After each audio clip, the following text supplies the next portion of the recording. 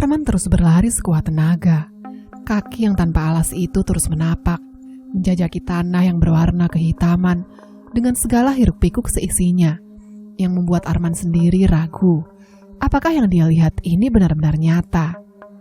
Segerombolan sosok yang bahkan lebih dari kata janggal terkadang muncul dan mengejutkannya. Ada yang bertubuh kerdil dengan taring-taring di bibirnya. Mereka berlarian, membuat Arman terhenyak sesaat ketika melihatnya. Ada yang setinggi pohon yang menatapnya dengan sorot mata malu-malu. Sosok itu bersembunyi dari hiruk-pikuk hutan yang sangat lebat. Ada pula yang menyerupai wajah dari sosok-sosok binatang buruk rupa. Anjing, keledai, kuda, sampai dengan ular. Semua makhluk-makhluk mengerikan itu tumpah ruah di tempat ini, membuat Arman merasa tidak nyaman dibuatnya. Dengan tubuh tanpa pakaian, Arman menyusuri jalan-jalan setapak yang dia lihat. Keris yang dia genggam semakin memancarkan cahaya, layaknya sebuah lentera yang ada di tangan. Dengan kilauan cahaya terang yang menyingsing, Arman menyusuri gelapnya seisi hutan. Setiap ada sosok yang mendekatinya, Arman mengacungkan keris itu, dan wajah makhluk itu akan bengis melihatnya, sambil berlalu pergi meninggalkannya. Ada satu kata yang selalu Arman dengar dari sosok-sosok ini, yang awalnya mendekatinya dengan rupa antusias, kemudian berujar, menjijikkan. Iya, mungkin bagi mereka Arman sosok yang menjijikkan. Atau mungkin kalimat menjijikkan itu tertuju pada keris yang dia bawa. Keris janjang ireng. Keris janjang ireng ini sepertinya bukan sembarang keris biasa. Bagi Arman sendiri, ini adalah kali pertama dia memegang sebilah senjata kuno yang dulu sering dimiliki oleh para tokoh-tokoh penting dalam kebudayaan Jawa lama. Dia tidak menduga kalau keris benar-benar bisa melakukan hal di luar nalar seperti ini, seperti yang dia dengar dari cerita-cerita tempo dulu. Di tengah-tengah medan yang sulit, Arman mampu melaluinya. Dia mulai merasa letih, badannya terus merintih, meminta agar Arman beristirahat sejenak. Tapi rasa-rasanya Arman ingin segera pergi dari tempat ini. Maka itulah, dia memaksakan tubuhnya untuk tetap berjalan, mengikuti kemana keris ini akan membawanya. Saat itulah, dari kejauhan Arman mulai mencium aroma daging yang mengepul dari kabut asap yang entah dari mana datangnya. Arman kemudian tergoda. Sejenak dia melupakan niat dan tujuannya di tempat ini. Ia kemudian berjalan menuju ke salah satu tempat di mana aroma sedap daging yang menggiurkan itu berasal. Di sana, di balik sebuah rimbun semak belukar, Arman dikejutkan dengan sosok beberapa orang parubaya yang sedang duduk di atas batu dan mengitari api unggun yang berkobar-kobar, membakar seonggok daging celeng di atasnya. Arman tentu saja terkejut sewaktu melihat mereka. Rupanya, tak hanya makhluk-makhluk dari golongan jin dan iblis yang memenuhi hutan ini, tapi ada juga beberapa sosok dari wujud golongan manusia lain yang seperti dirinya, yang juga hidup di dalam hutan aneh ini. Seorang pria tua dengan janggut tebal yang mengenakan pakaian rompi hitam dengan dada terbuka melihat Arman. Ia mengenakan celana cingkrang dengan motif hitam legam. Di kepala orang tua itu, dia menggunakan penutup kepala, layaknya seorang pengembara yang sedang mencari ilmu. Dengan suara yang bijaksana, orang tua itu kemudian bertanya kepada Arman, "Sinten asmane? Kok iso jenengan tekan kene, Mas? Siapa namamu? Kok bisa kamu sampai di tempat ini, Mas?" Katanya dengan nada suara yang tegas. Arman menyibak semak-semak, kemudian mendekat menuju ke kerumunan orang-orang itu. Mungkin ada 5-6 orang yang saat ini sedang menatapnya dengan sorot ekspresi wajah yang tenang. Dengan suara tergagap, Arman berusaha menjelaskan posisinya. Orang-orang itu sama sekali tidak bereaksi, ketika Arman menjelaskan kisahnya, membuat Arman sesaat ragu untuk melanjutkan ceritanya. Bisa saja kalau orang-orang ini sedang menganggap kalau dirinya sudah gila. Tapi orang tua yang sedang duduk itu nampak begitu bijak mendengarkan setiap kata yang keluar dari dalam mulut Arman. Dia mempersilahkan Arman mendekat dan duduk di sekitar mereka. Dengan suara yang tegas, orang tua itu berkata, "Begitulah kelakuan Songkor, manusia biadab yang tidak segan bekerja dengan beraung. Jangan takut, Nak Arman, kamu aman di sini. Letakkan keris yang ada di tanganmu. Mari kita bersantap daging babi buruan kami sore tadi. Binatang ini kami tangkap menggunakan jebakan yang sama, yang selalu berhasil menangkap kaum mereka. Kau akan merasakan nikmatnya melahap daging yang paling enak, yang pantas untuk dinikmati bersama-sama seperti ini." Arman mengangguk. Air liurnya sudah menetes saat melihat pemandangan yang ada di hadapannya itu. Dia meletakkan keris janjang ireng, menancapkannya di atas tanah, kemudian mendekati salah seorang dari mereka yang sedang mengangkat seonggok daging berwarna coklat itu di atas daun pisang yang sudah dijereh di atas tanah. Satu orang lain mengambil golok yang ada di sekat celananya, mengiris daging-daging berwarna kemerahan itu. "Daging celeng enak untuk dinikmati sewaktu masih hangat dan kemerahan," kata orang tua itu yang masih duduk. Arman mendapat jatah istimewa, di mana dia mendapat bagian paha pangkal perut. Potongannya diiris dengan presisi, membuat Arman mendapat lapisan daging paling harum dan renyah. Arman langsung menyantapnya bulat-bulat. Gigi-giginya merobek bagian daging yang berwarna kemerahan.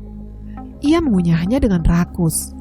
Rasanya Arman tidak bisa berhenti melahap daging-daging lezat itu. Sensasi gurih dan lezat berputar-putar di bagian dalam mulutnya.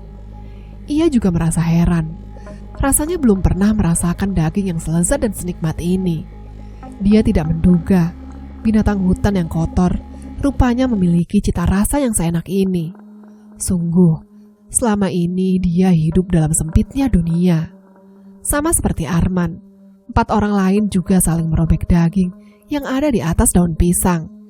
Melahapnya dengan terginas, tidak kalah rakus, membuat Arman yang melihatnya merasa kalau makanan ini memang layak jika dinikmati bersama-sama seperti ini.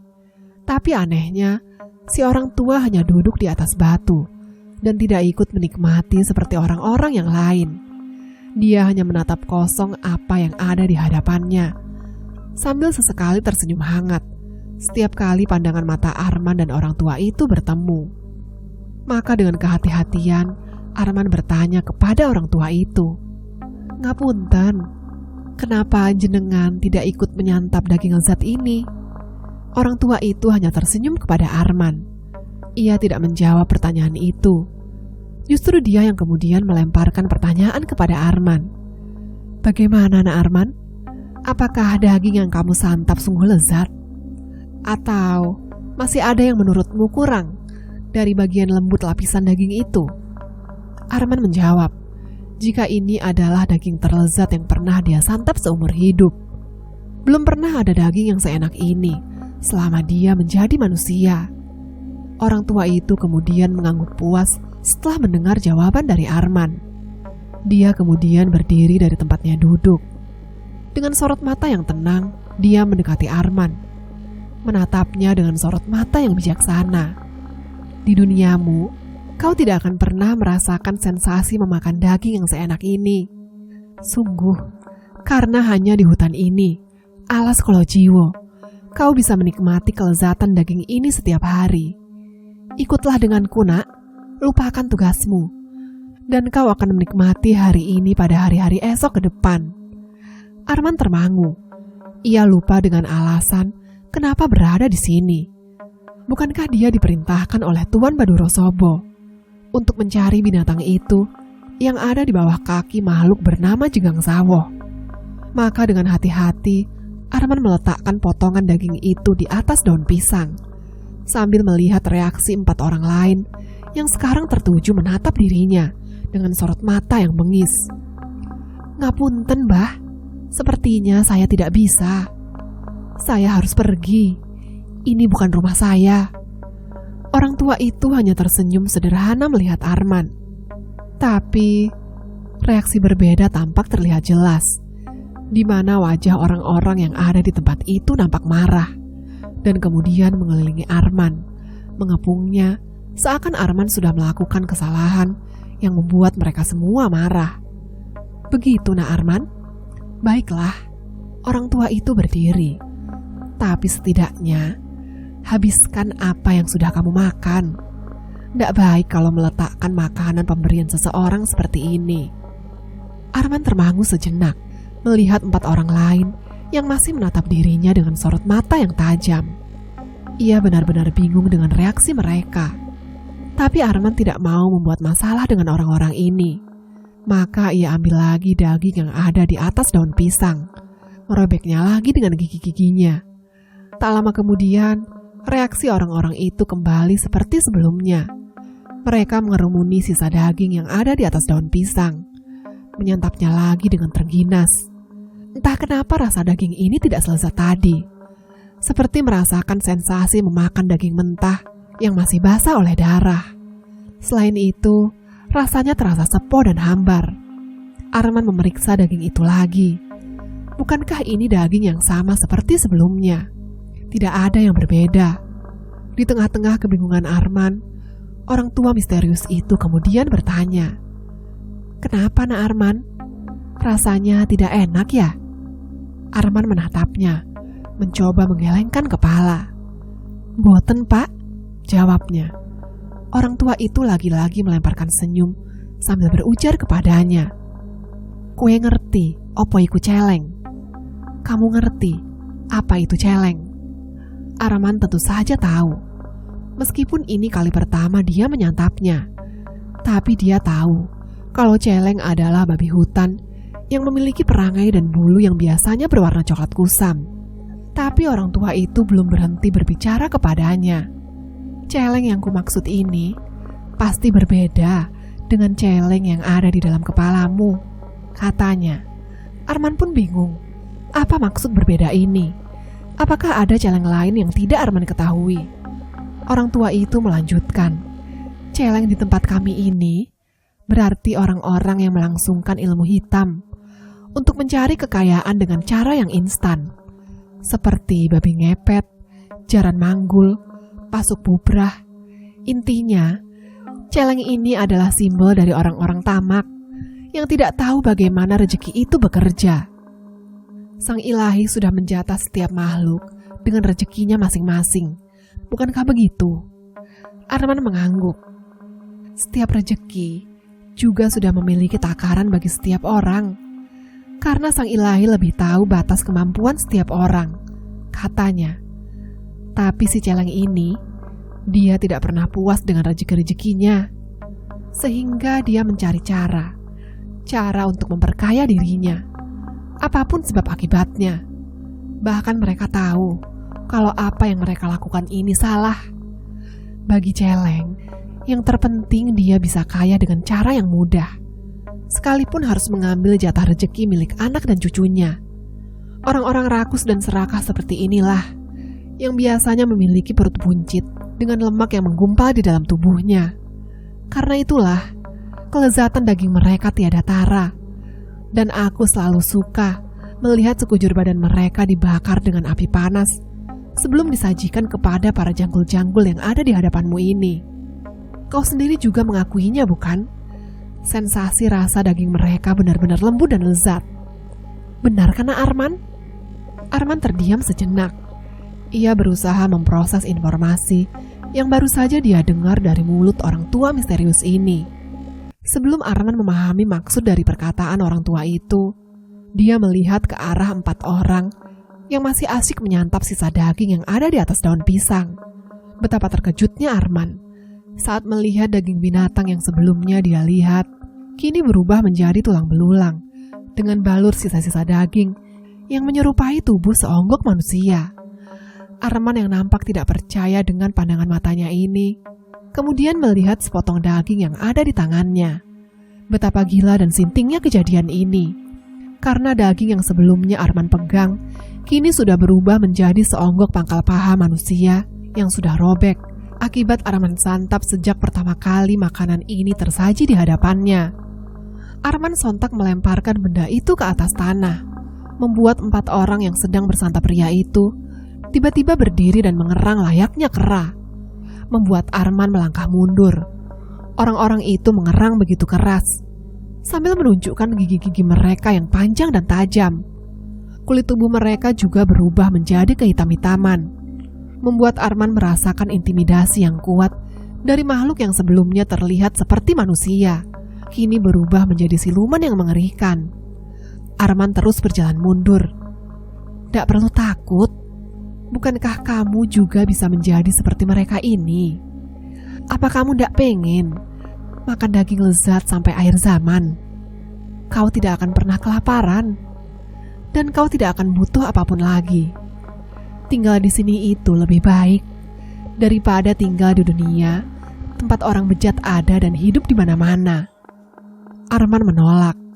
Ia sudah meraih keris janjang ireng yang ada di tanah, mengacungkan pada keempat orang itu yang kemudian melangkah mundur karena ketakutan saat melihatnya. Siluman-siluman itu tidak berani mendekati Arman. "Kenapa toh, Nak Arman?" ucap si orang tua yang kemudian berjalan mendekat. Hanya orang tua ini yang tidak takut dengan apa yang dipegang oleh Arman. "Kamu merasa kalau kami ini menjijikkan? Lihatlah dirimu. Lihatlah apa yang kamu pegang itu." Arman tidak mengerti maksud ucapan orang tua itu. Benda itu sudah merenggut ribuan orang hanya untuk menjadi abdi dari sosok Maharatu. Lantas, apa bedanya kamu dengan kami? Kita berdua itu hitam. Setelah kamu keluar dari hutan ini, kau tidak akan pernah bisa menjadi putih. Kau akan semakin hitam dan hitam terus-menerus. Dan ketika ajalmu sudah tiba, kau tetap akan berakhir di tempat ini. Perjanjian dengan para kaki tangan ratu itu bersifat mengikat. Kau sudah ada di dalam pusaran angkara dan tidak akan bisa lepas begitu saja. Jadi apa bedanya? Mau besok atau sekarang, tempat ini akan menjadi rumahmu nanti, Nak Arman. Arman tetap menolak. Ia mendesak dan berteriak kepada orang tua itu. "Bangsat, aku tidak sudi menjadi bagianmu. Aku tidak sudi menyantap daging manusia setiap hari. Setan, kau itu sudah gila. Aku akan keluar dengan caraku sendiri." Orang tua itu hanya tersenyum. "Begitukah? Kalau begitu, pergilah. Pergilah dari hadapanku. Jalanlah ke arah timur sana. Di sanalah kau akan bertemu dengan dia, makhluk dari golongan jin tua yang selalu tidur. Tapi ingat-ingatlah ini, kalau makhluk itu sampai bangun, lebih baik kau tidak perlu berharap banyak. Ragamu akan dikoyak dengan brutal. Pergilah, baumu sudah mulai busuk." Arman pun melangkah pergi meninggalkan gerombolan sosok yang menipunya. Benar apa kata Tuan Baduro, hutan dipenuhi oleh tipu daya setan. Ia benar-benar tidak percaya dengan apa yang baru saja terjadi. Arman menyusuri jalan menembus semak belukar, sambil sesekali melihat orang tua itu yang masih menatapnya. Ia dikerumuni oleh siluman-siluman itu. Mengerikan. Siapa orang tua itu sebenarnya? Apakah dia dari golongan demit juga? Entahlah. Yang jelas dia harus lebih waspada dan tidak mudah percaya oleh cincin demit penghuni hutan ini. Bangsat, Arman masih merasa kesal karena sejak tadi dia melahap daging manusia. Anjing. Arman terus-menerus berlari, menyusuri jalan hutan yang semakin dalam, semakin terasa hitam. Hingga akhirnya dia sampai di sebuah pelataran dengan pohon-pohon terbesi. Arman berjalan sendirian, diiringi suara-suara tangisan dari segala penjuru hutan. Tempat ini bukanlah tempat yang baik untuk ditinggali oleh manusia. Terkadang, makhluk-makhluk itu memiliki wujud yang sangat mengerikan. Tapi semakin lama Arman berada dan tinggal di dalamnya, Arman mulai terbiasa. Selama dia tidak bersinggungan dengan mereka, tidak akan ada yang berani mendekatinya. Beberapa bahkan menawarkan sebuah perjalanan, asal Arman mau melepas keris yang dia bawa. Ia dijanjikan banyak hal, harta, tahta, wanita, sampai kehormatan sebagai manusia. Tapi Arman menolak. Dia ingin keluar dari jebakan Sobo dan lari dari tragedi Sinting ini. Di sanalah, di balik sebuah batu besar, Arman melihat seekor babi merah muda yang seukuran dengan tubuh orang dewasa. Sinting, Tuan Sobo tidak mengatakan kalau binatang ini memiliki ukuran tubuh yang tidak normal. Tapi yang sejak tadi menarik perhatian Arman bukanlah binatang itu. Justru sosok yang sedang tidur di bawah pohon beringin. Sosok makhluk hitam legam besar yang ukurannya seperti ogoh-ogoh. Makhluk ini seperti raksasa dalam pewayangan. Dan Arman tidak akan percaya kalau belum melihatnya langsung. Dia memiliki 4 tangan besar dengan kuku-kuku tajam. Taringnya menjulang keluar dari bibirnya. Dengan mahkota emas, rambutnya berkibar panjang dengan perut yang buncit. Sosok itu akan membuat nyali siapapun menciut kalau melihat penampilannya. Arman tidak akan berani membangunkannya. Sialan, bahkan Arman tiba-tiba merinding saat melihatnya. Pantas saja, Sobo keparat itu enggan melakukannya sendiri. Apakah dia sadar kalau bertemu dengan makhluk ini akan sangat merepotkannya? Lalu, kenapa binatang itu ada di dekat makhluk ini? Arman nampak bingung. Ia harus memutar otaknya untuk bisa membuat binatang itu menyingkir dari kaki makhluk itu. Namun sekeras apapun Arman mencoba mencari jalan keluar, rasanya semua tidak akan berguna. Makhluk itu bisa saja sewaktu-waktu bangun dan merobek badannya menjadi 2 bagian. Arman sudah lupa berapa lama dia berada di tempat ini. Ia masih bersembunyi di balik batu, mengawasi babi sialan itu, yang hanya diam menekuk di bawah kaki makhluk itu. Berkali-kali Arman bangun dan tidur, tapi belum ada pergerakan yang terjadi. Sekalipun di tangannya, dia membawa sebilah keris milik keluarga Sobo. Arman tidak yakin kalau makhluk itu akan bereaksi seperti makhluk-makhluk yang selama ini dia temui.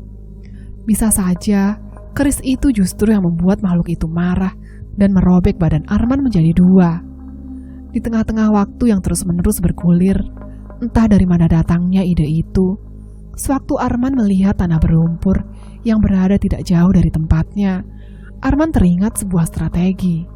Dia sadar kalau Arman pernah melihat bagaimana Tuan Sobo membantai seekor babi di kediaman miliknya.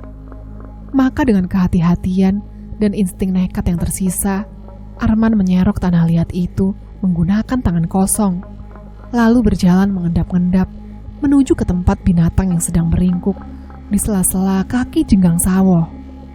Suara mendengkur makhluk itu keras sekali, membuat Arman benar-benar harus berpikir 1.000.000 kali kalau sampai makhluk itu terbangun dari tidurnya dan memergokinya ada di daerah kekuasaannya ini.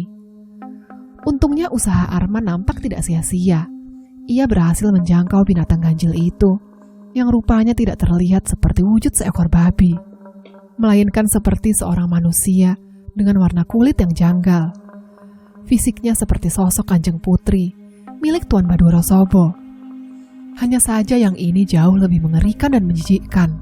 Selain itu, rambutnya panjang, namun tipis, dengan sejengkal kepala menyerupai seorang laki-laki yang mengalami penuaan.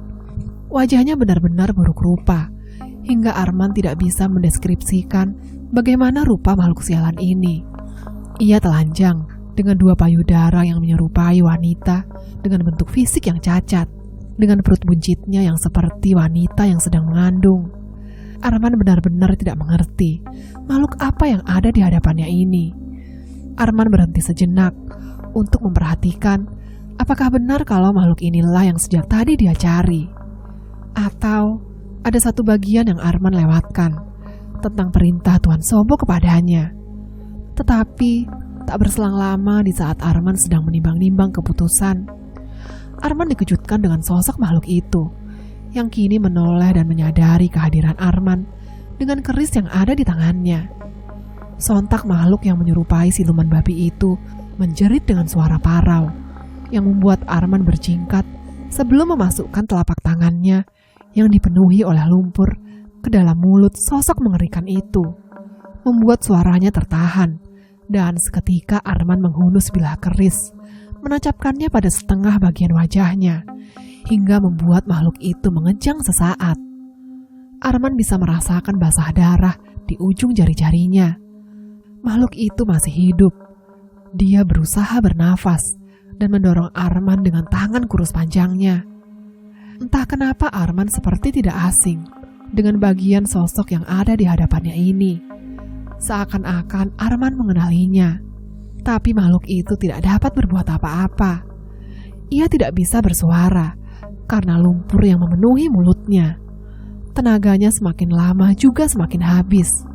Hanya tinggal menunggu waktu saja sampai makhluk ini benar-benar selesai dan tidak bisa melawannya lagi. Saat itulah Arman menarik bilah keris, kemudian menyeret tubuh siluman itu ke balik batu tempat Arman tadi bersembunyi. Untungnya sosok Jenggang Sawoh tidak terbangun dari tidurnya akibat suara mengejutkan yang sempat dia dengar tadi. Di balik batu, Arman masih termangu dan diam sesaat. Sungguh, ada makhluk yang seperti ini. Arman terpagut di antara dua perasaan yang aneh, kasihan atau merasa jijik dengan balutan penampilan yang membuatnya merinding. Ia tidak nampak seperti babi atau sejenisnya. Ia juga tak memiliki gender yang jelas. Entah jantan atau betina, Arman tidak dapat membedakannya. Arman kemudian teralihkan pada perut buncit yang terlihat seperti orang yang sedang mengandung itu. Dengan perlahan Arman menyentuh bagian perutnya. Meski awalnya merasa enggan menyentuh kulitnya yang halus namun keriput, Arman bergidik ngeri. Di sana, untuk sepersekian detik, Arman bisa merasakan kalau ada sesuatu yang bergerak di dalamnya. Benar, seperti pergerakan janin yang ada di dalamnya. Dengan ini maka tidak salah lagi jika makhluk inilah yang memang dia cari. Tapi Arman masih merasa ragu. Apakah dia harus membedah makhluk yang mungkin saat ini dalam kondisi kritis?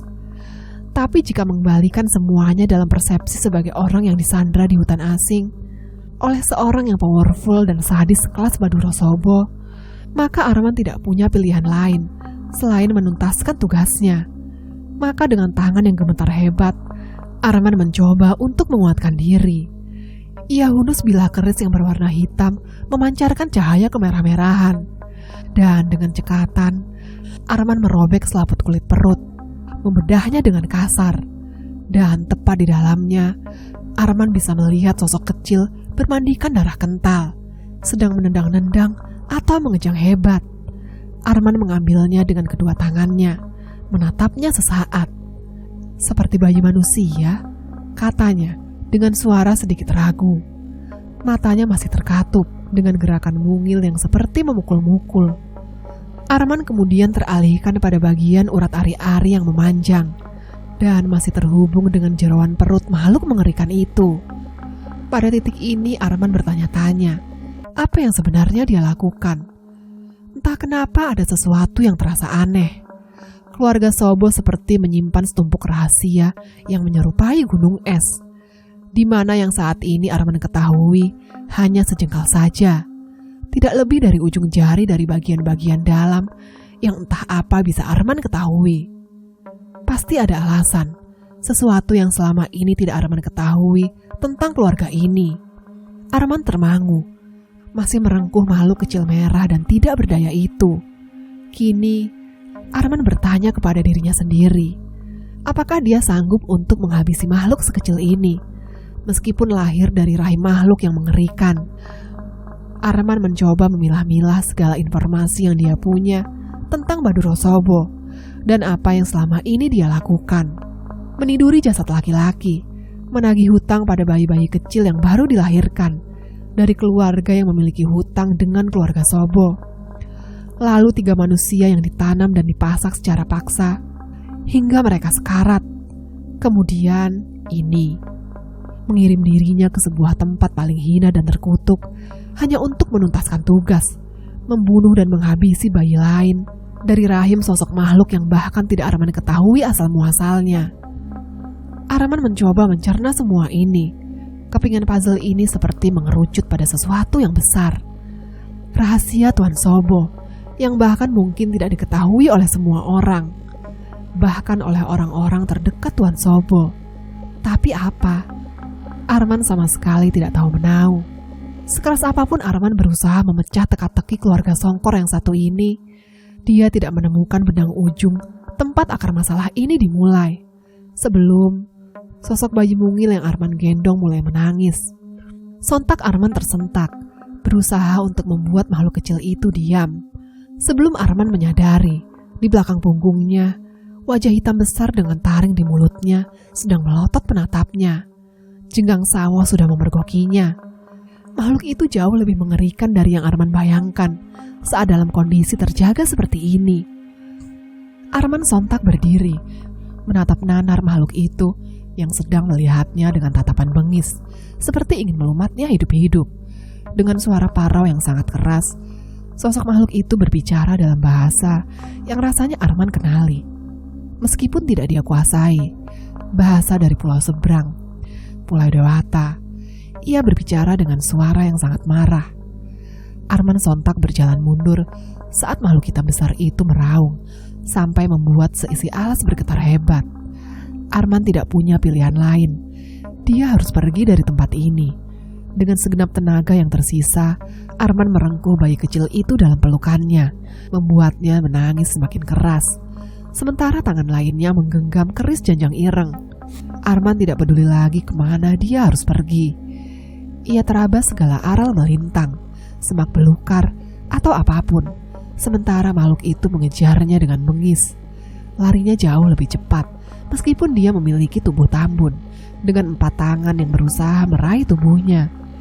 Luka sabetan dari akar dan semak membuat kulit tubuh Arman tergores dan mengeluarkan darah. Tapi rasa takut mau mati membuat Arman tidak peduli lagi. Dia harus kabur dari tempat ini, tidak peduli bagaimanapun caranya. Kalau saja ada satu kesalahan yang dia lakukan dan makhluk itu berhasil menangkapnya, tubuhnya pasti dilumat habis. Bangsat, pekik Arman di dalam hati.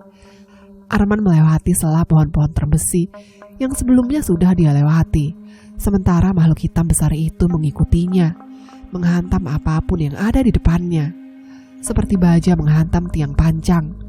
Semakin lama Arman berlari semakin cepat. Sosok itu mengejarnya, hingga tiba-tiba Arman tidak menyadari jika pada tempatnya berpijak, ujung kakinya menghantam akar mimang yang membuat Arman tersayok jauh, menghantam keras tanah.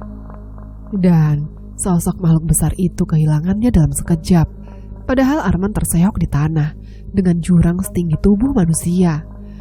Akibat hal itu, untuk sesaat Arman bisa berhenti, meski dia sadar kalau tulang keringnya kini dalam kondisi bengkak dan membuatnya tidak bisa lagi berlari seperti sebelumnya. Dengan nafas terengah-engah, Arman menempelkan tubuhnya ke ujung tanah jurang, sembari satu tangannya menutup rapat-rapat mulut bayi yang masih dalam pelukannya.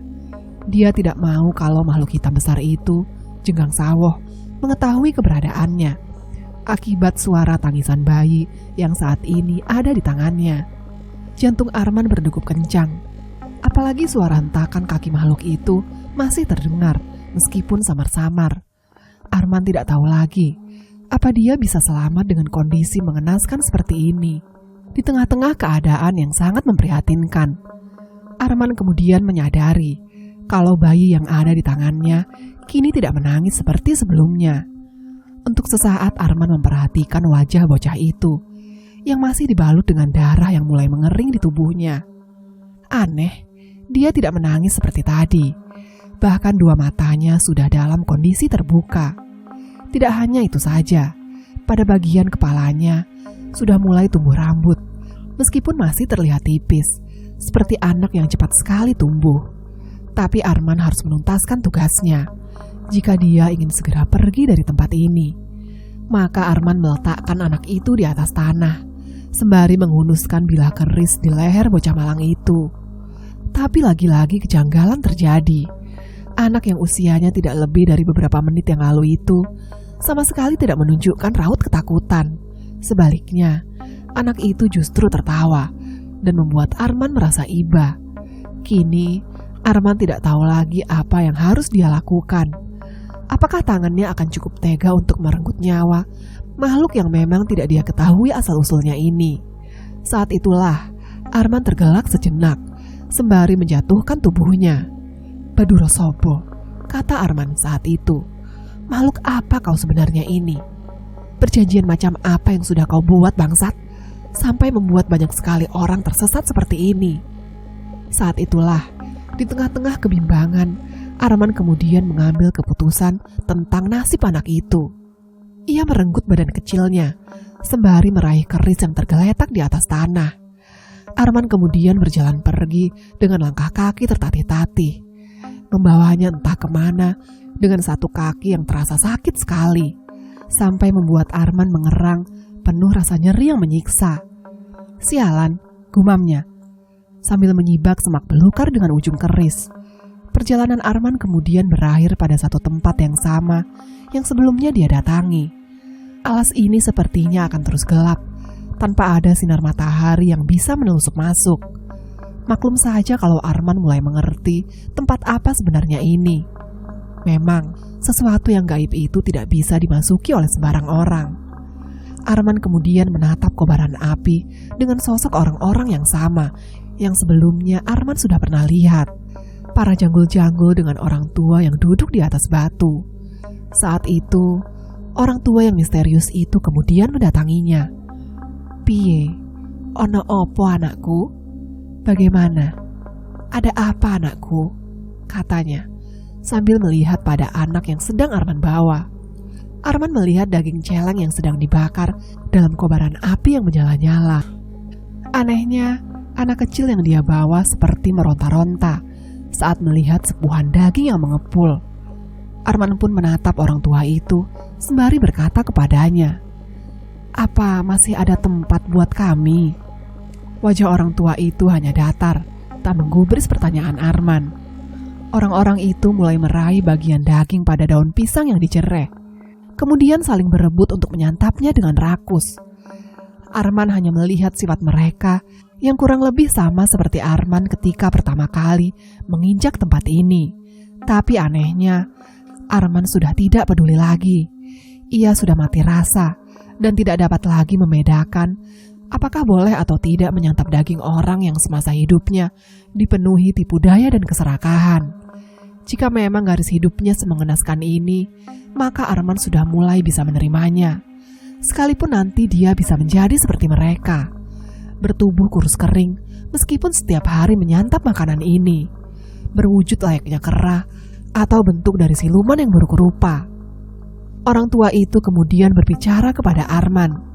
Dia memintanya agar meletakkan anak itu di atas tanah dan membiarkannya berjalan. Arman sempat tertegun.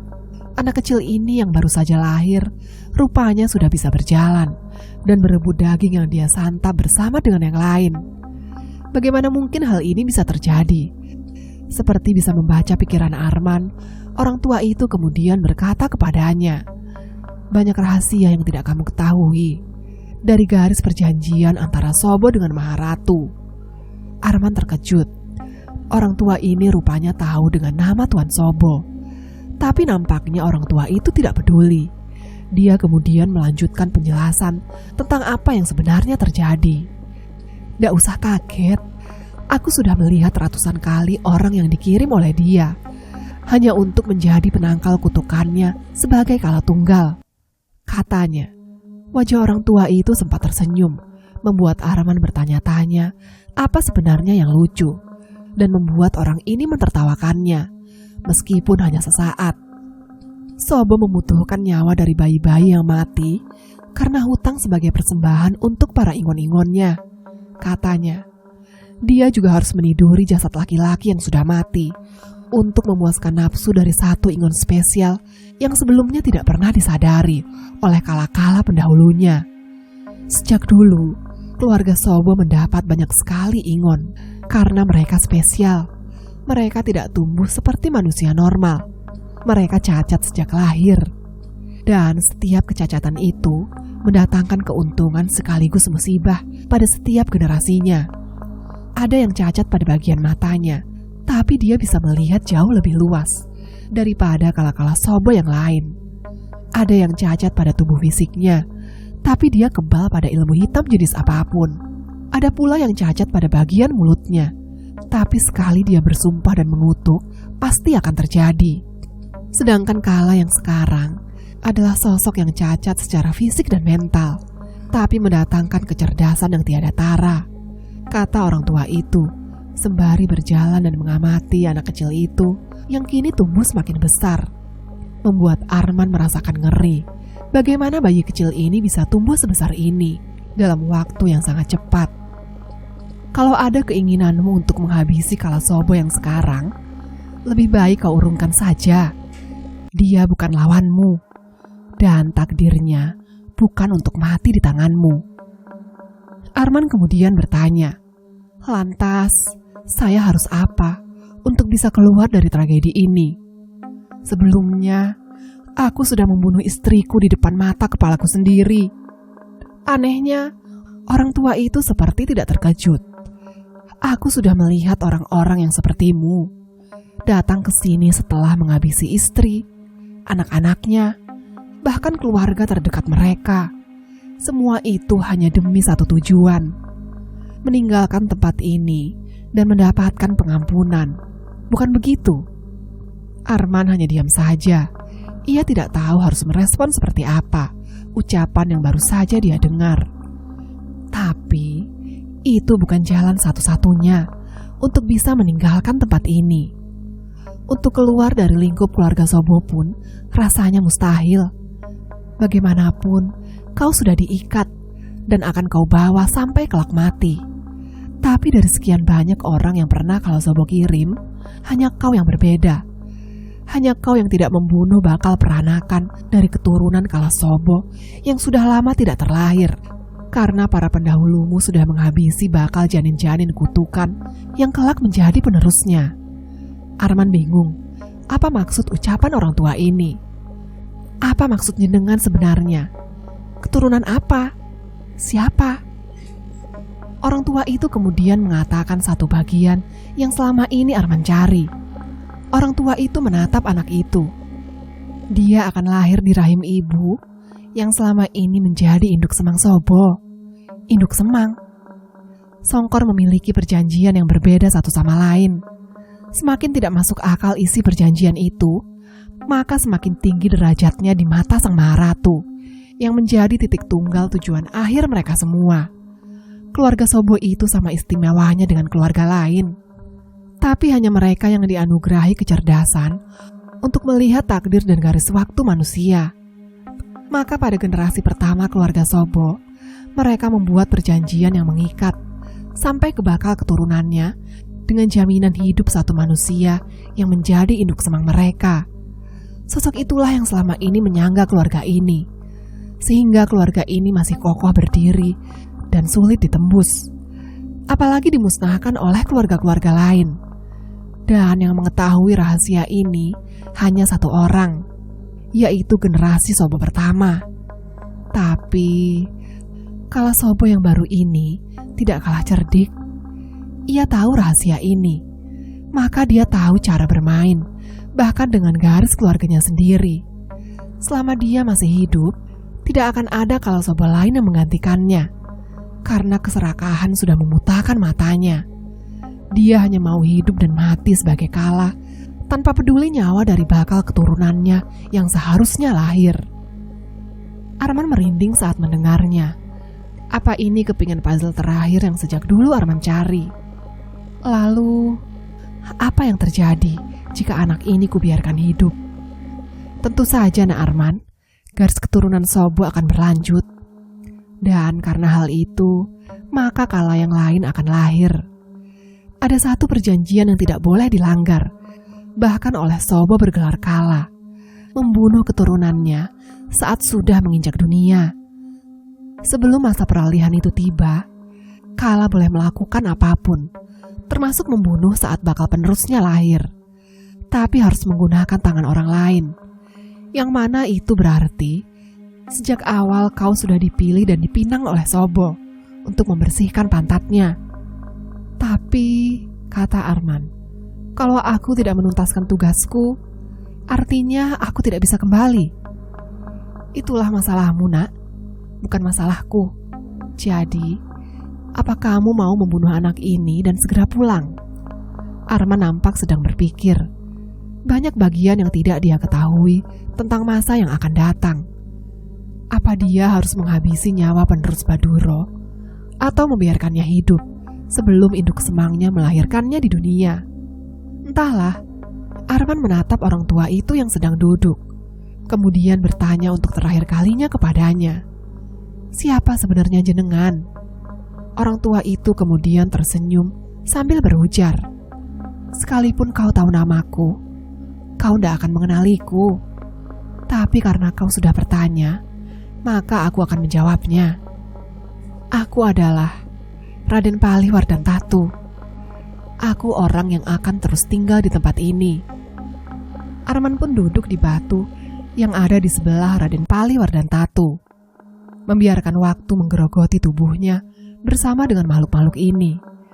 Arman membiarkan anak itu hidup demi melihat Baduro yang kelak akan terancam dengan lahirnya generasinya. Arman membuka matanya. Dia terbangun setelah sebelumnya merasa sudah tidur berpuluh-puluh tahun.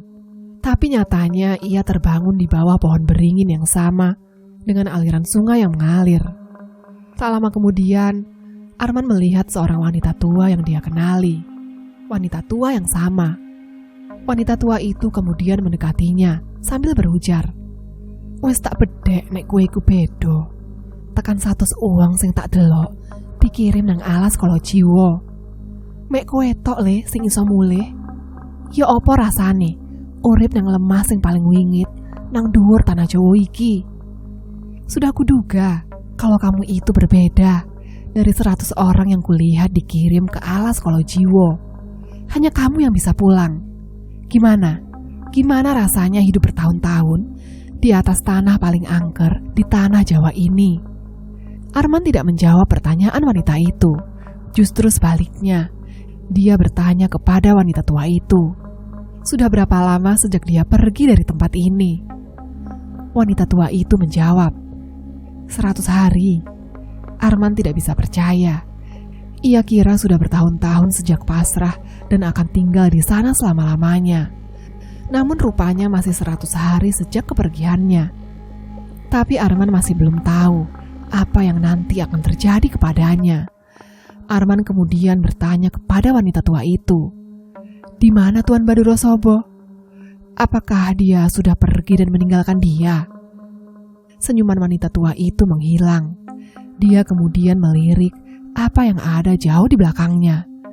Tuan Kala Baduro Sobo sedang duduk di atas dokar atau kereta kuda, sembari memandang Arman dengan sorot mata yang amat murka. Arman duduk di atas sebuah kursi tua di dalam sebuah ruangan yang nampak terasa asing. Tubuhnya hanya diselimuti oleh kain berwarna putih.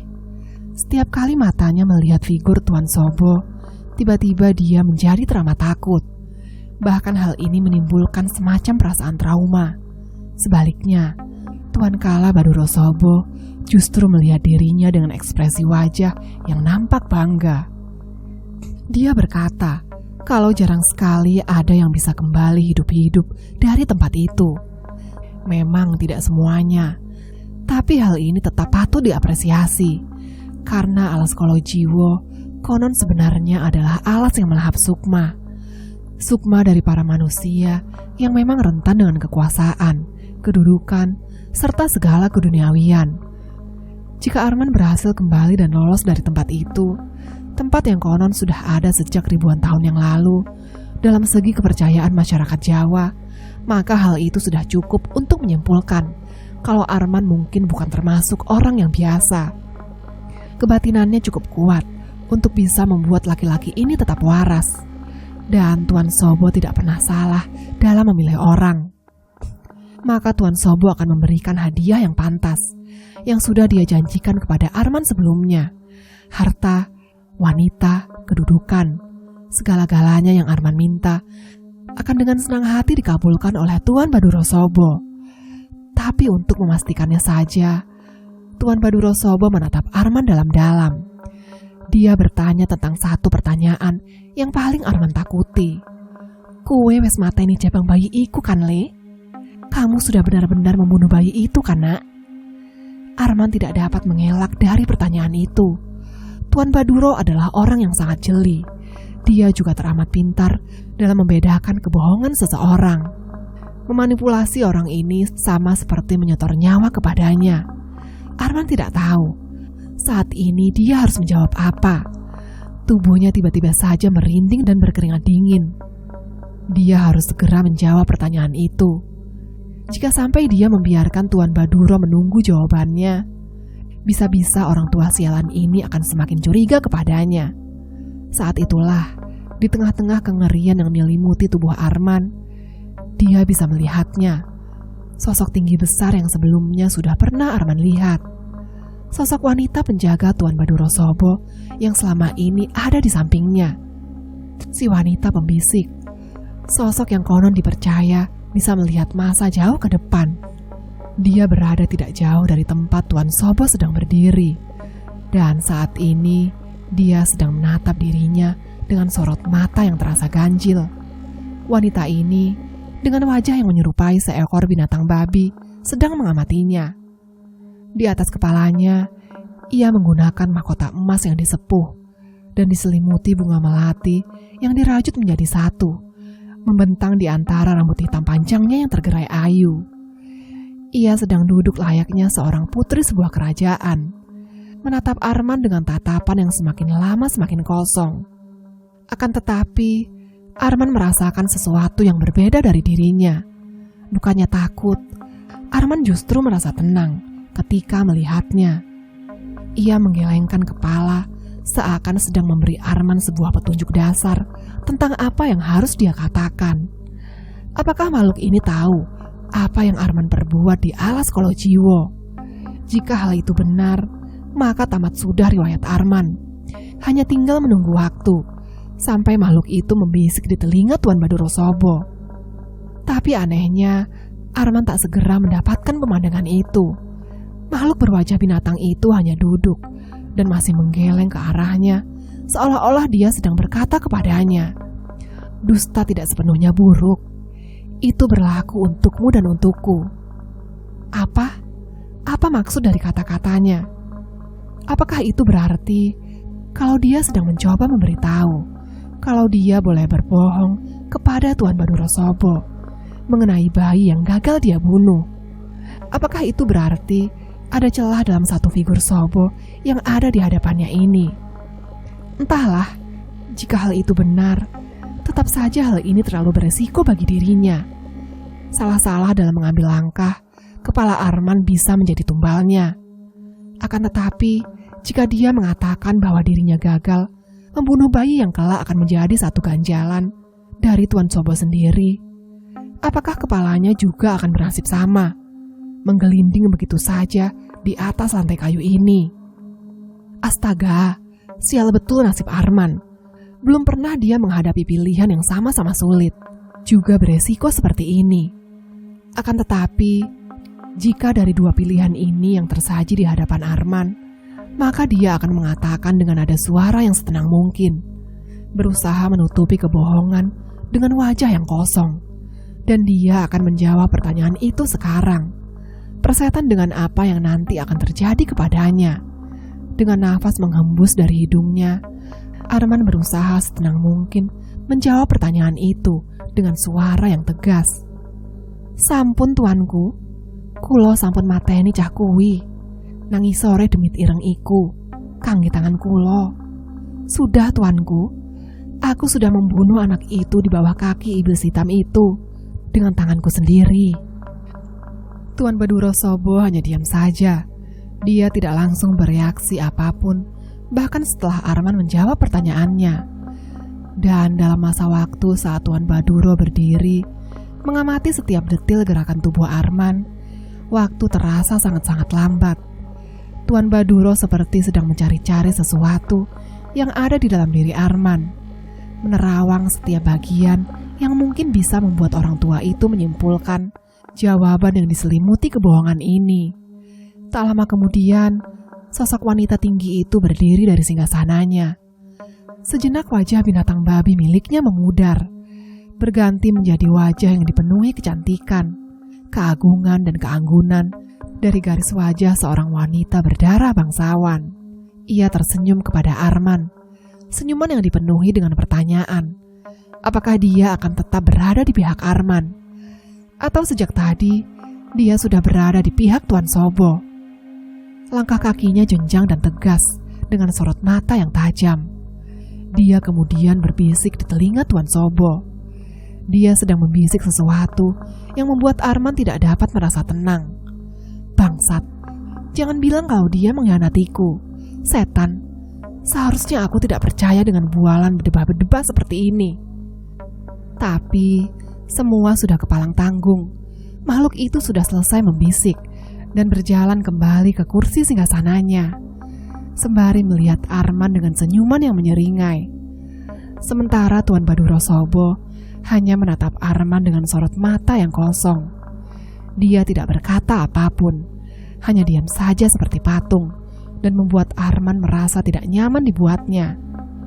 Bangsat, bangsat, bangsat, katanya di dalam hati.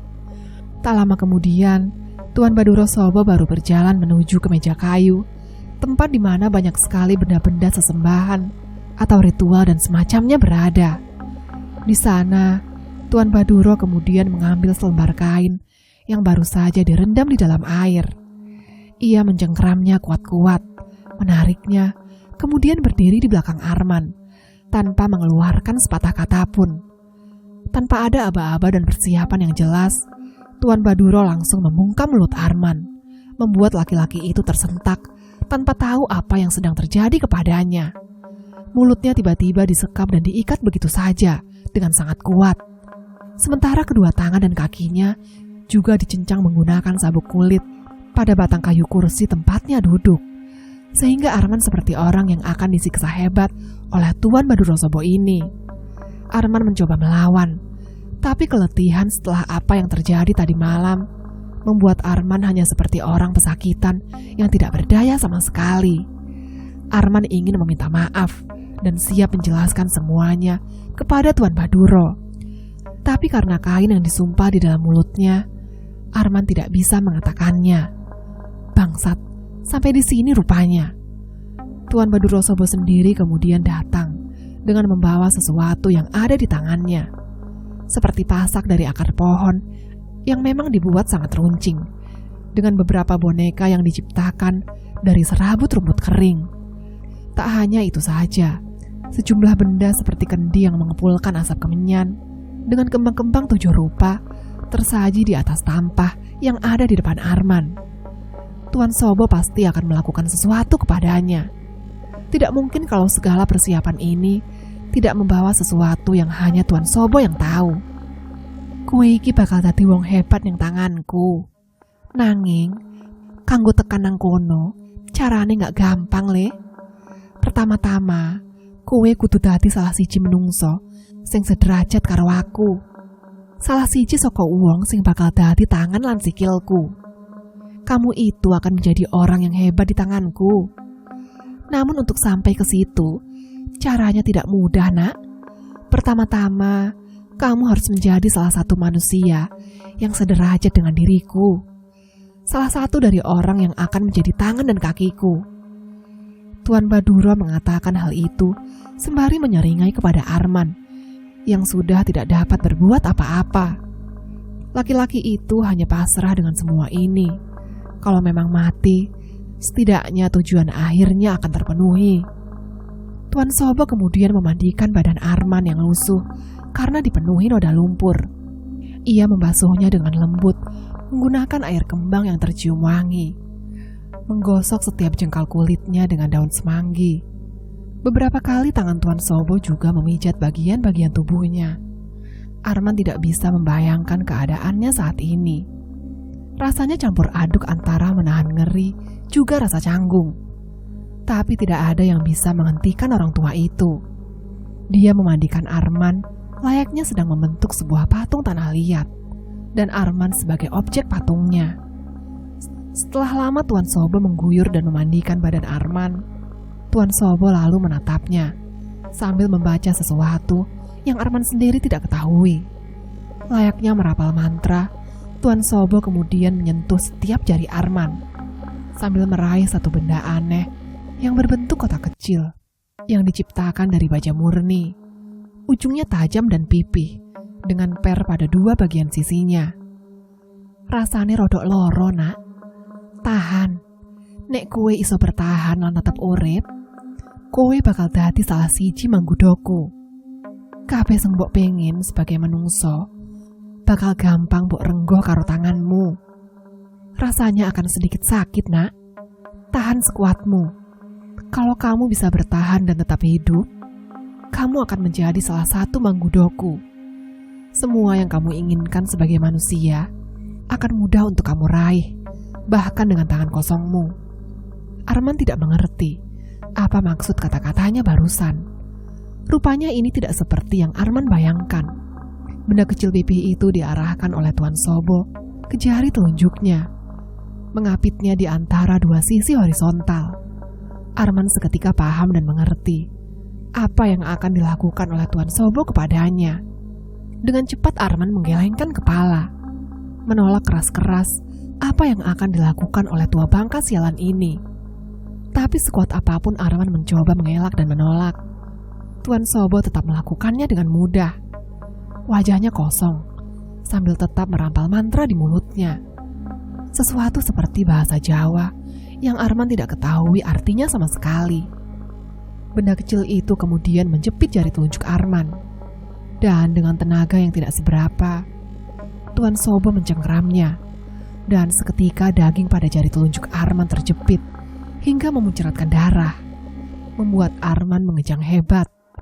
Dia ingin menjerit sekeras-kerasnya, tapi mulutnya yang disumpal oleh kain membungkam suaranya. Arman hanya bisa menghantam-hantamkan kepalanya ke depan dan ke belakang. Dia benar-benar tersiksa dengan apa yang baru saja dilakukan oleh Tuan Sobo. Setelah beberapa menit rasa sakit itu menggerogoti ujung jari-jarinya. Dengan berlinangan air mata, Arman melihat kondisi jari telunjuknya. Dagingnya remuk, dengan darah terus mengucur keluar. Warnanya sedikit ungu, dengan kuku menculat keluar. Tuan Sobo menyeringai, lalu menarik paksa ujung kukunya sampai terlepas. Ia meletakkan bagian kuku jari Arman di atas daun pohon jati. Entah apa yang mau dilakukan orang tua ini kepada benda itu. Sementara Arman masih merasakan rasa ngilu luar biasa. Jari telunjuknya terlihat sangat menjijikkan, seperti daging yang ditumbuk tanpa ada kuku jari di atasnya. Arman bergumam sambil merintih, meminta Tuan Sobo melepaskannya. Daripada dia harus disiksa seperti ini, Arman lebih suka kalau Tuan Sobo lebih baik memenggal kepalanya saat ini juga. Tapi rupanya, kuku pada ujung jari telunjuk Arman masihlah awal dari semua ini. Dengan wajah menyeringai lebar, Tuan Sobo berkata kepada Arman, "Seonok songo driji meneh le. Tahan yo, sing kuat. Masih ada 9 jari lagi. Tahan ya, yang kuat." Begitulah malam ini berakhir. Arman terus menjerit, meskipun dengan suara yang tertahan. Satu persatu kuku pada jari-jarinya dilepas, sampai mengucurkan darah dan membasahi lantai. Sungguh, ini adalah satu bagian hidup Arman yang tidak akan pernah dia lupakan. Tuan Sobo benar-benar iblis berkulit manusia. Ia layak dihukum dengan cara yang paling keji. Arman hanya bisa terkulai lemas di atas kursi kayu tersebut. Kepalanya bergerak ke kanan dan ke kiri. Keringat dingin sudah membanjiri tubuh dan wajahnya. Bola matanya berwarna merah, karena seluruh aliran darahnya saat ini nampak berjalan tidak normal. Arman bahkan lupa sudah berapa kali dia menjerit-jerit putus asa. Saat ia sadar, semua rasa sakit ini seperti tidak ada rasanya lagi. Seperti tubuhnya sudah kehilangan rasa sakit. Kini yang tersisa di dalam hidupnya hanya perasaan kosong dan hambar. Bahkan saat Arman melihat ke-10 jarinya yang terkulai dengan bentuk yang tidak bisa dijelaskan, semua kuku jarinya dilepas paksa oleh Tuan Sobo, membungkusnya dalam daun pohon jati sebelum orang tua keparat itu pergi, meninggalkan Arman seorang diri di tempat ini. Dia sempat berkata kepadanya, Jaminanmu sudah kau penuhi. Sekarang, hiduplah sampai matahari terbit besok. Dan secara resmi, kau sudah menjadi manggudoku. Sobo menyeringai, kemudian berjalan pergi meninggalkan Arman seorang diri di dalam ruangan sialan ini. Sementara saat ini tubuhnya semakin lemas karena darah terus-menerus menetes meskipun dari luka-luka daging yang sudah robek. Saat itulah sesuatu kemudian terjadi. Satu persatu wujud dan bayangan aneh muncul di dalam ruangan ini. Mulai dari wujud binatang seperti beruk, melihat Arman dengan air liur menetes di mulut busuknya. Ada pula sosok tinggi besar hitam dengan bulu lebat di sudut ruangan. Matanya berwarna merah, dengan gigi runcing mencuat keluar. Arman tidak tahu apa tujuan makhluk-makhluk ini menemuinya. Arman hanya bisa tertawa terkekeh-kekeh. Tidak ada ketakutan sama sekali, karena dia sudah pernah melihat bentuk makhluk paling mengerikan di alas Kolojiwo itu. Hal itulah yang membuat Arman sama sekali tak gentar, bahkan tidak peduli kalau dia sampai harus mati di sini. Tak berselang lama, ruangan yang kosong ini sudah dipenuhi puluhan, bahkan ratusan makhluk-makhluk yang sewujud demit ini. Arman masih terkulai lemas dan tidak peduli dengan mereka. Sampai pada satu titik, di mana Arman nyaris tersungkur pingsan karena keletihan, dia akhirnya datang. Sosok wanita yang selama ini ada di samping Tuan Baduro Sobo datang menemuinya. Sosok cantik itu menyeringai kepadanya. Dia kemudian membisik di telinga Arman. Kebatinanmu sesak pucuke biji jagung, nak. Tadi kue ra iso ngomong karo demit-demit alas iki. Nanging kue ra usah bingung. Mergo posoku, aku iso dadi penghubungmu karo demit iki. Kebatinanmu masih seperti ujung biji jagung, nak. Jadi, kamu belum bisa bicara dengan makhluk-makhluk hutan ini. Namun kamu tidak perlu bingung. Karena puasaku, aku bisa menjadi penghubungmu dengan para makhluk hina ini. Wanita ayu itu membelai pipi Arman, seolah sedang membauinya dengan hidungnya yang mancung. Demit iki kepingin jalin kontrak karo kue. Nek kue gelem, pilih salah siji. Mengko aku sing dadi penghubungmu. Iblis ini ingin menjalin kontrak dengan kamu. Kalau kamu mau pilih salah satu, nanti aku yang akan menjadi penghubungmu. Arman terdiam sejenak. Sekarang dia tahu alasan kenapa makhluk-makhluk ini mengerubunginya. Maka dengan nada suara yang pelan, Arman berucap di dalam hati, "Nyalah, aku tidak mau punya kontrak sama makhluk berdebah ini. Aku tidak mau berakhir di alas terkutuk itu lagi. Sialan. Jadi, suruh mereka nyah dari sini, babi." Suara Arman seperti orang yang sedang teler. Tapi apa yang baru saja dia katakan itu muncul dari dalam hatinya. Ia sudah muak dengan semua ini. "Ngono yo, nak? Ya wis, nek kue ra gelem, kari ngenteni kue mati ae. Nanging kue kudu paham. Kue mikir kue bakal langsung mati dengan tenang. Ora, nak. Kue bakal tetep nang alas iku. Mergo kue wis terikat karo keluarga Sobo. Kue ngerti toh, sopo keluarga Sobo iku? Begitu ya, nak? Ya sudah, kalau kamu tidak mau, tinggal menunggu kamu mati saja. Namun kamu harus paham, kamu berpikir kalau kamu akan langsung mati dengan tenang. Tidak, nak. Kamu akan tetap berakhir di hutan itu. Karena kamu sudah terikat dengan keluarga Sobo. Kamu mengerti kan siapa keluarga Sobo itu? Bangsat, ujar Arman murka. Wanita setan ini bisa berbicara dengan dirinya, meskipun Arman berkata dari dalam hati. Tapi setelah apa yang dia katakan, rasanya persetan. Kalau memang dia nanti tetap berakhir di tempat itu. Arman tidak peduli lagi. Lagi pula, dia sudah melakukan tindakan keji kepada istri dan bakal anaknya. Jadi tidak ada lagi alasan bagi dirinya untuk tetap hidup. Wanita itu menatap Arman lekat-lekat. Dia baru menyadari kalau makhluk ini memiliki bola mata berwarna coklat yang indah. Tapi Arman tidak lagi peduli. Kalau mati, ya lebih baik mati sekarang.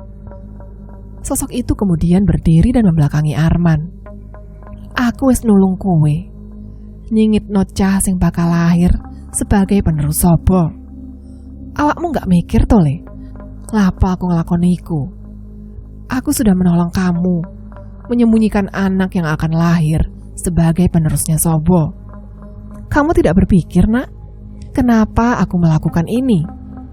Wanita itu sempat melirik ke tempat Arman. Aku seneng karo wong sing tamak, sing duwe nafsu kanggo ngancurno uripe menungso. Nanging aku wis gak ndelok iku maneh ning awake Badura iki.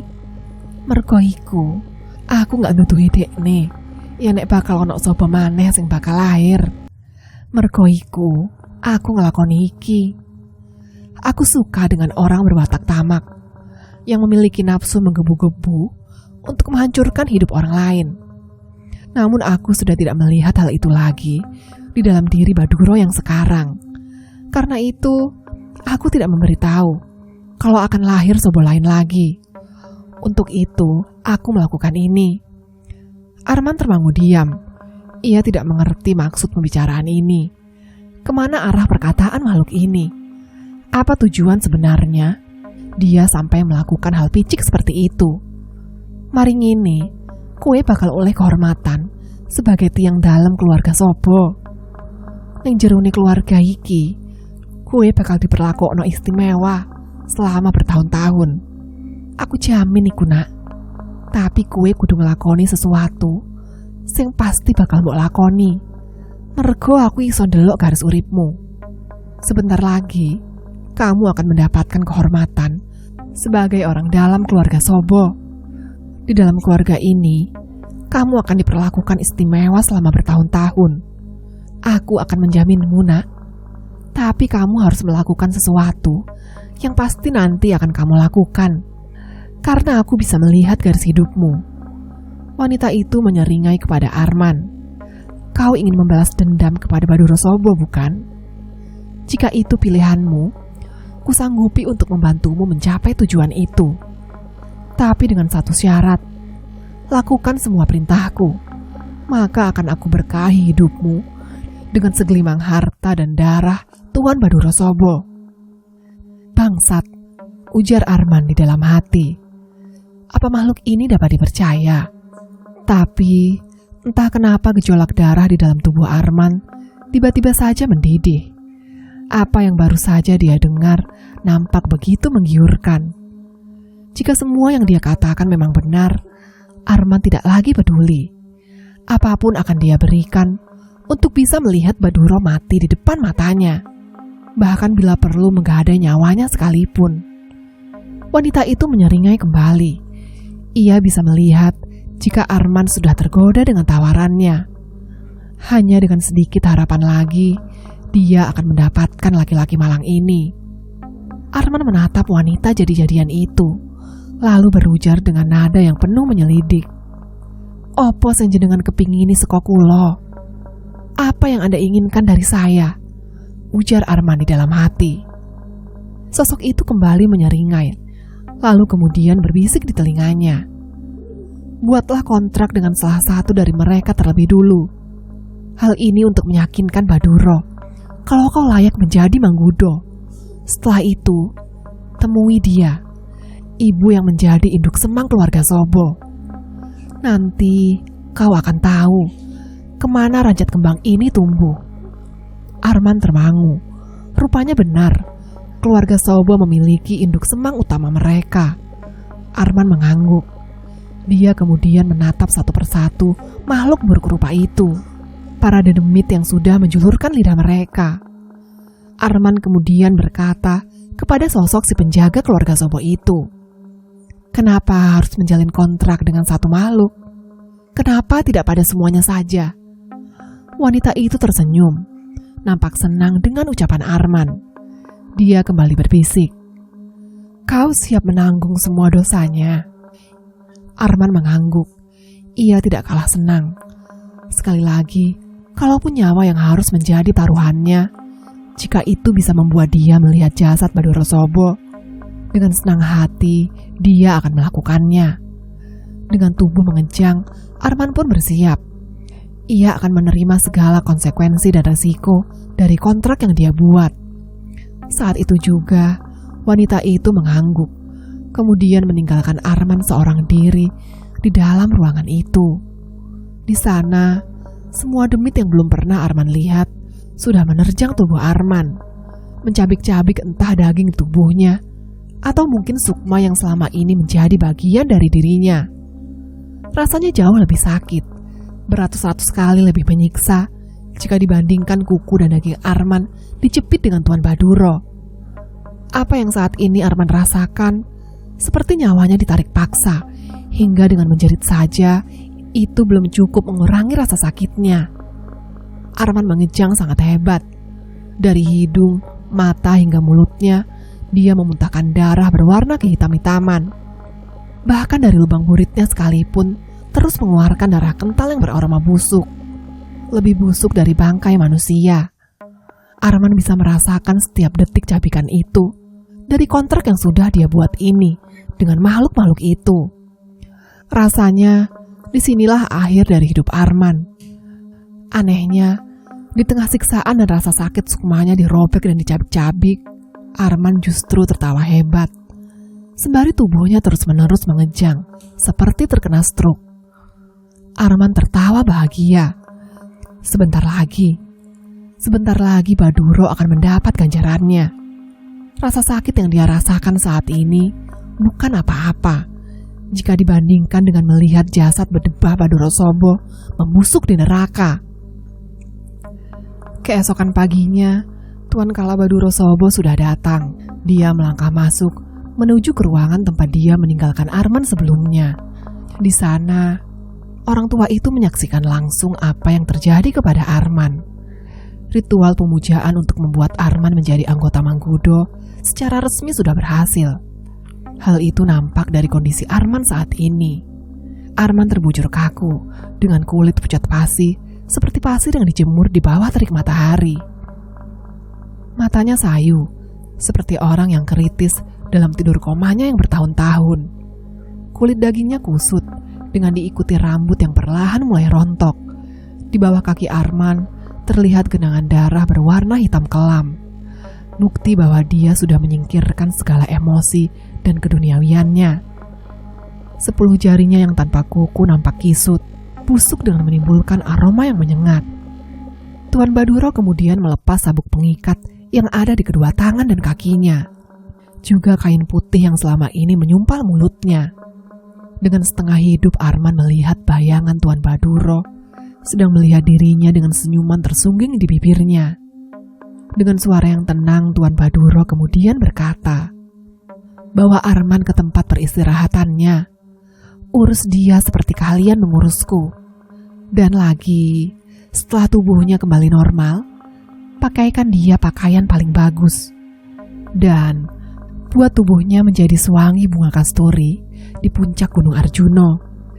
Arman tidak tahu apa yang terjadi selanjutnya, karena setelahnya beberapa orang seperti membopong tubuhnya, membawanya ke suatu tempat yang Arman tidak ketahui, karena semuanya mendadak menjadi gelap gulita. 4 bulan setelah peristiwa yang tidak bisa diterima oleh nalar itu, Arman terbangun dari tidurnya.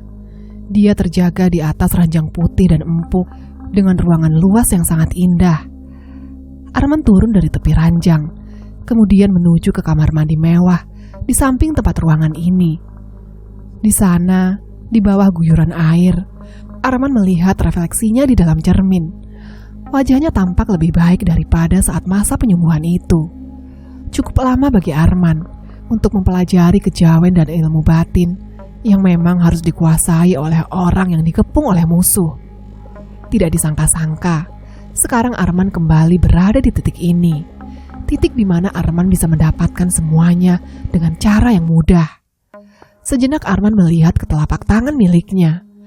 10 jari-jarinya sudah tak ada lagi satupun yang memiliki kuku. Hal ini dikarenakan sumpah bakti Arman sebagai satu dari 20 orang yang diangkat menjadi Mangkudo pribadi untuk keluarga Sobo. Benar, selama rencana itu belum terjadi, Arman harus bersabar. Dia harus tetap berpura-pura untuk menjaga pengabdiannya kepada Tuan Kala Baduro Sobo. Jika waktunya sudah tiba orang tua keparat itu akan mendapati murka amarah dari apa yang sudah dia tanam. Dia akan mati di depan mata Arman sendiri. Dan Arman cukup cerdas untuk menjaga emosinya, bahkan saat berdiri di hadapan orang tua keparat itu. Sedangkan saat ini, lebih baik Arman menikmati sisa hidupnya untuk mulai membalas orang-orang yang membuatnya sampai di titik ini. Arman melangkah keluar dari dalam rumah mewah miliknya. Puluhan pembantu dan abdi langsung mengangguk saat melihat Arman menggunakan setelan pakaian mahal yang berharga puluhan kali lipat dari gaji bulanan mereka. Mereka segera menyambut dan mempersiapkan sarapan mewah untuk Arman. Tapi Arman memilih untuk pergi. Mobil keluaran terbaru dengan seorang sopir sudah menunggu di halaman rumah. Arman kemudian berkata kepada sopir yang sedang mengangguk, "Antar aku menuju ke kediaman Tuan Sobo," ujarnya lembut. Dan sopir laki-laki parubaya itu langsung mengangguk pertanda mengerti. Sepanjang perjalanan, Arman masih bisa mengingat ketika Tuan Sobo membawa dirinya setelah berminggu-minggu Arman berada di antara hidup dan mati, di bawah sebuah pohon beringin tua yang besar. Tuan Baduro Sobo menunjukkan kepada Arman salah satu seni patung favoritnya. Arman hanya diam saat melihatnya. Dengan mata sembab dan kulit masih berwarna pucat pasi, dia melihat patung seorang wanita hamil sedang duduk di atas sebuah batu. Di situ Arman tahu kalau patung itu diukir dengan wajah yang terasa familiar baginya. Wajah dari sosok perempuan yang pernah hidup di dalam perjalanan Arman mengarungi hidupnya. Untari dan bakal bayi yang ada di dalam kandungannya. Tak kai jeneng, jelaga ing kobaran amurko. Kuberi nama jelaga di dalam kobaran amarah, kata Tuan Baduro. Kue ngerti toh? Kene opo tak kei jenengiku? Kamu mengerti kan alasan kenapa ku beri nama seperti itu? Arman mengangguk. Sayangnya dia tidak mau berkomentar dengan seni patung ciptaan Tuan Baduro ini. Di dalamnya pasti berisikan potongan tubuh Untari yang dimutilasi sebagai kesempurnaan dalam setiap seni patung yang selalu dilakukan oleh Tuan Baduro Sobo. Siang yang terik itu kemudian berakhir. Setelah Tuan Sobo berpamitan pergi dan membiarkan Arman jatuh dan bersimpuh di kaki patung Untari, Arman hanya berkata di dalam hati kalau luapan takdir yang terjadi di antara mereka akan dibayar lunas. Iblis-iblis selalu tahu cara cerdik untuk menuntut balas, termasuk iblis yang sekarang menggores wajah Arman. Mobil yang Arman kendarai sudah sampai di gerbang kediaman milik Tuan Baduro Sobo. Di sana, di halaman rumah, sudah terparkir berbagai mobil-mobil lain. Arman melangkah turun, dan sekumpulan orang dengan setelan pakaian yang tidak kalah mewah memandang Arman. Salah satu di antara mereka adalah Wariman, petinggi dari Satuan Tentara Nasional. Para menggudo ini adalah orang-orang pilihan yang konon dikumpulkan oleh Tuan Sobo sebagai pelengkap dari ambisi-ambisinya. Mereka tersebar pada segala bidang. Ada yang berasal dari pemerintahan, ada yang berasal dari keluarga terpandang dengan pekerjaan yang terhormat. Ada pula yang seperti Arman ini, seseorang yang dipercayai untuk menyingkirkan semak-semak liar jika ada yang mulai mengganggu keluarga Sobo. Arman kemudian mendekat, bergabung dengan kerumunan itu. Setelah matahari sudah mulai di atas kepala, Arman bersama dengan yang lain berjalan menuju ke aula utama, tempat di mana Tuan Sobo sudah menunggu mereka semua. Berbicara tentang para manggudo ini, Arman hanya tahu satu hal dari mereka. Semuanya memiliki catatan fisik yang sama, yaitu pada ke-10 jarinya tak ada satupun yang memiliki kuku jari. Konon, jika kuku jari mereka tumbuh, mereka harus mencabutnya kembali sebagai bukti dan keseriusan dalam pengabdian mereka kepada Tuan Sobo. Tidak ada yang tahu alasan kenapa harus kuku jari. Ada yang mengatakan kalau bagian tubuh yang ini adalah bagian tubuh yang paling penting, yang bisa digunakan oleh Tuan Baduro Sobo untuk jaminan keselamatannya. Kalau-kalau ada satu di antara para manggudo ini yang berpikir untuk mengkhianatinya. Sayangnya Arman tidak terlalu peduli dengan hal ini. Selama Kanjeng Putri masih berpihak kepadanya, Tuan Baduro Sobo tidak akan bisa mencium siasat busuknya ini. Di dalam pertemuan itu, Tuan Sobo kemudian mengatakan rasa ingin yang luar biasa untuk mengambil tanah tempat perkebunan teh yang berada di bawah kaki sebuah gunung. Tidak peduli bagaimanapun caranya untuk mendapatkannya, dia sangat menginginkannya. Dan kalau Tuan Sobo sudah memutuskan, segala cara apapun harus dilakukan oleh para manggudo. Sekalipun jika harus membantai ratusan nyawa, hanya demi sebuah nafsu dari seorang songkor yang merasa memiliki segalanya. Tidak hanya kebun teh saja, Tuan Baduro Sobo juga akan membangun sebuah villa yang kelak akan menjadi salah satu tempat istirahatnya. Di sana, dia sangat ingin menciptakan banyak patung-patung koleksi barunya. Setelah mengatakan keinginannya itu kepada para manggudo, tidak ada satupun dari mereka yang berkeinginan membantah. Jika si tuan sudah meminta, maka sebagai budak, mereka harus segera mengabulkannya. Setelah pertemuan yang dilakukan setiap bulan pada tanggal 7 ini berakhir, Arman berniat untuk pergi. Dia masih memiliki tugas lain. Ya, sejak Arman mendapat peran sebagai orang terhormat, Arman mulai menyingkirkan semua pesaingnya terdahulu. Entah menggunakan tenaga para preman atau hal gaib seperti santet maupun teluh. Tak kurang Arman bahkan sudah tidak pernah ragu untuk menyiksa orang-orang jika keinginannya dihalang-halangi. Arman sudah tidak peduli lagi dengan hitam dan putih. Baginya, kalau ada yang mengganggu jalannya, orang itu harus dibuat remuk atau mati. Arman bersiap keluar dari aula pertemuan, tapi tiba-tiba Tuan Sobo memanggilnya. Arman termangu sejenak melihat orang tua keparat ini. Tubuhnya tidak pernah bertambah tua, tapi juga tidak bertambah muda. Ia masih menjadi orang yang tinggi, besar dan gagah, layaknya seorang raksasa. Kadang Arman merasa heran, apakah seluruh gen keluarga Sobo memang seperti ini? Tumbuh menjadi orang yang berbadan tinggi besar, tidak peduli apapun gender mereka. Tuan Sobo mendekat. Ia menatap Arman dengan sorot mata yang tenang. "Kowe iso ngancani aku. Ono sing kepingin tak tuduhno. Kamu bisa menemaniku. Ada yang mau kutunjukkan." Arman terdiam sejenak. Ia bingung. Tidak biasanya Tuan Sobo meminta waktunya secara pribadi seperti ini. Biasanya dia akan menghubungi Arman menggunakan perantara para dayang-dayangnya. Tapi nampaknya untuk kali ini semuanya terdengar serius. Dan dari wajah Tuan Baduro Sobo, nampaknya dia sudah tidak lagi pernah tidur. Arman pun mengangguk. Ia menyanggupi apapun yang ingin Tuan Sobo katakan kepadanya. Maka Tuan Sobo mengajak Arman berbincang-bincang di satu tempat yang sangat rahasia. Tempat yang tidak sembarang orang bisa memasukinya, kecuali Arman yang sudah pernah mengunjunginya. Pada lorong tempat patung-patung para ingon-ingon songkor, Arman masih merasa takjub. Konon, ingon-ingon yang Arman miliki tidak sebanding dengan satu makhluk ini. Anggap saja makhluk berkepala kerbau dengan wanita yang hanya memiliki setengah badan ini. Tuan Sobo menjelaskan kalau mereka dimiliki oleh keluarga dari darah seorang budak yang naik tahta karena sebuah perjanjian dengan seorang songkor dari kalangan bangsawan. Satu makhluk ini bisa membantai seorang petinggi hebat jika medium santetnya dilakukan dengan cara yang tepat.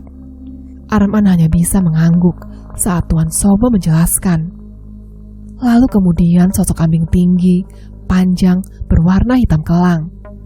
Konon ingon ini dimiliki oleh keluarga besar yang jumawa dan penuh kesombongan. Satu makhluk ini bisa membuat seluruh songkor kepayahan. Bisa dikatakan, makhluk kambing ini diciptakan dari darah Maharatu. Meskipun sudah mendengar cerita dan asal-usul makhluk-makhluk ini, Arman masih merinding luar biasa. Bagaimanapun juga, ia sudah percaya dengan para ingon-ingon yang dimiliki oleh orang sekelas Tuan Sobo. Dan yang membuat Arman tidak tahu harus berkomentar adalah setelah dia mengetahui fakta bahwa ada 6 orang lagi yang memiliki derajat yang sama seperti Tuan Kala Baduro Sobo. Arman menjadi penasaran siapa saja keenam orang lain. Dan kalau satu Sobo saja sudah melakukan tindakan sesinting ini, apa yang dilakukan oleh keenam orang lain? Apakah mereka juga tidak kalah sinting dengan Tuan Sobo? Entahlah, lebih baik Arman menjauhi rasa penasarannya ini daripada rencana yang sudah dia buat untuk Tuan Baduro berantakan semua. Tuan Sobo membuka pintu kayu besar itu. Ia kemudian melangkah masuk ke dalam. Suara hentakan langkah kaki Tuan Sobo terdengar menggema di sepanjang lorong. Setelahnya, Arman berhenti sejenak untuk melihat patung Kanjeng Putri. Ia masih tidak percaya kalau di balik wajah babinya ada kecantikan seorang wanita yang sempat membuat Arman goyah. Sungguh beruntung jika makhluk ini sedikit berpihak kepadanya. Meskipun Arman masih belum terlalu tahu tujuan dari makhluk ini yang sebenarnya. Arman kemudian ikut melangkah masuk ke dalam ruangan gelap tersebut. Di dalam ruangan yang gelap itu, Arman melihat pendar cahaya dari lampu Patromax yang menggantung di atas dinding-dinding batu yang dingin. Di dalam sana, Tuan Baduro Sobo melihat ketumbuhan yang melilit tiang pancang, tempat di mana dia menggantung ketiga keluarganya. Ya, benar. Arman tidak pernah menduga kalau identitas orang-orang yang disiksa oleh Tuan Baduro ini rupanya adalah darah dagingnya sendiri. Yang paling tinggi adalah bapaknya, yaitu Lastowo Sobo. Dia diikat dengan kepala dijerat tali, seakan-akan digantung dengan tangan dan kaki dipaku, dengan menggunakan pasak kayu hingga darah yang dulu keluar menjadi kering. Kemudian Nandar, anak sulung keluarga Sobo, saudara kandung Baduro ini lebih mengenaskan lagi. Bagian mulutnya dirobek, lalu disumpal menggunakan daun kemuning. Dia diperlakukan layaknya seekor kuda yang dipasangi topeng besi. Kedua tangan dan kakinya diikat, sebelum dibaluri dengan cairan timah panas. Dan orang terakhir sekaligus satu-satunya wanita dalam 3 anggota keluarga ini, yaitu Dalimah. Pada bagian perutnya yang buncit, konon dia dalam kondisi mengandung entah anak siapa. Dalimah dihantam perutnya dengan balok kayu sampai tembus. Lalu bagian seluruh tubuhnya menjadi jerat penguat ketiga keluarganya. Sehingga jika dilihat dari bawah, mereka seperti sebuah pohon yang dikelilingi jerat kembang Wijaya Kusuma. Arman memperhatikan seonggok daging-daging keluarga Sobo ini. Di sini, Arman tahu apa yang Tuan Baduro Sobo coba sampaikan kepadanya. Kue ngerti, opo iki maksudnya, nak? Kamu mengerti apa maksudnya ini, nak? Arman hanya diam saja, memperhatikan dengan seksama. Ada satu hal ganjal yang dulu Arman pikirkan. Meskipun mereka diperlakukan dengan tragedi yang keji ini, anehnya tak ada satupun dari mereka yang mati. Mereka dipaksa hidup oleh Tuan Baduro. Dulu Arman tidak tahu alasannya, tapi sekarang dia sudah mulai mengerti alasan kenapa darah daging Baduro tetap dibiarkan hidup sebagai tanda apakah induk semang Tuan Baduro masih bisa mengandung janin. Tuan Baduro kemudian mendekat ke pohon keluarganya. Dia menyentuh pipi Dalimah, yang mana sosok wanita itu menundukkan kepalanya. Setiap kali Tuan Baduro mengangkatnya, sosok kepala itu akan menunduk kembali, menunjukkan bahwa wanita itu akhirnya menemui ajalnya. Kabeh keluargaku wis mati. Semua keluargaku akhirnya sudah mati, kata Tuan Baduro dengan suara yang dalam. Kon paham artine kan anakku? Kau mengerti kan artinya anakku? Arman mengangguk. Iki berarti ibu ngandung anak sing bakal dadi getih keluarga Sobo. Ini berarti ibu sedang mengandung seorang anak yang nantinya akan menjadi darah dari keluarga Sobo. Tuan Baduro Sobo berteriak hebat. Rasanya belum pernah dia melihat hal yang segila ini. Bagaimana mungkin Tuan Sobo yang biasanya tenang bisa menjadi semurka ini? Kowe, kamu, kata Tuan Baduro kepada Arman yang hanya bisa diam, sekujur tubuhnya merinding. Kowe wes mateni janin iku sesuai perintahku kan? Kamu benar-benar sudah membunuh janin itu, seperti perintahku kan? Arman mengangguk. Ia bersumpah jika sudah melakukannya. Lagi pula, bagaimana Arman bisa keluar dari dalam sana jika dia tidak membunuh jabang bayi itu terlebih dahulu? Tuan Sobo mengerti. Alas kalau jiwa bersifat mengikat. Seperti para manggudo yang lain, mereka bisa lepas dari alas itu setelah menunaikan tugasnya. Tapi, tidak semua orang bisa keluar, kecuali yang memiliki bakat kebatinan sejak masih anak-anak. Dan Arman adalah salah satunya. Jadi, hal yang tidak mungkin kalau Arman bisa keluar dari tempat itu tanpa menunaikan tugasnya. Masalahnya sekarang, Tuan Baduro tidak bisa menghentikan kejadian ini. Anak itu akan lahir, bagaimanapun juga. Dan dalam hukum keluarga Sobo, Baduro tidak boleh menyentuhnya, kecuali saat anak itu melewati fase akil baliknya. Bangsat, ujar Tuan Sobo. Baduro kemudian mengatakannya. Hari ini ku beri kau hadiah yang sudah lama kau dambakan. Ambillah ini anakku. Tuan Baduro melemparkan 2 lembar foto. Foto dari orang-orang yang dijamin oleh Tuan Anggodo. Apakah Tuan Baduro sudah sinting? Meskipun Arman sangat-sangat ingin menghabisinya. Tapi kalau ini terjadi, akan ada ketegangan antara keluarga Sobo dan Anggodo. Kau sudah boleh menghabisi mereka dengan caramu sendiri. Dan kupastikan, tua busuk itu tidak akan berani menyentuhmu. Tapi sebagai gantinya, kau yang akan menjemput bakal anak dari darah Soboku. Lalu, bunuh dia di depan mataku. Jika ada yang bisa mendeskripsikan betapa gilanya Baduro, maka dia adalah manusia paling sinting yang tidak pernah ada duanya. Arman termangu dalam diam. Di dalam kepalanya, terngiang pertanyaan. Apakah dia harus membunuh anak yang kelak bisa membahayakan Baduro ini? Jika dia lakukan, apa rencananya tidak akan menjadi berantakan? Entahlah, Baduro seperti tahu cara melawan Arman dengan cara yang halus tapi mematikan.